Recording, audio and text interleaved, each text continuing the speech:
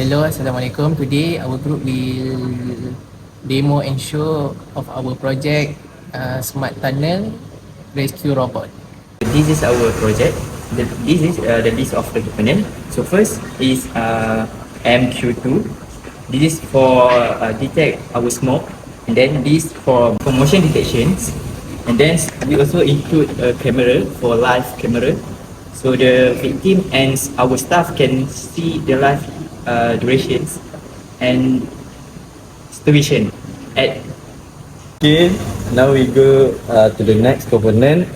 This is a DC-DC converter.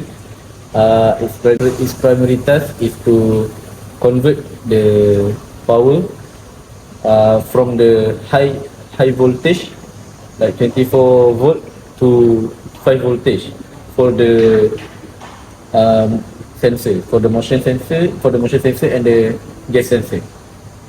And next, USB to TTL adapter.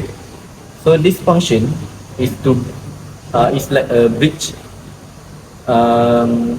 to connect the camera to the that we create to get the data, and when the camera take the photo or record the video, and it will be sent to the laptop or to the interface that we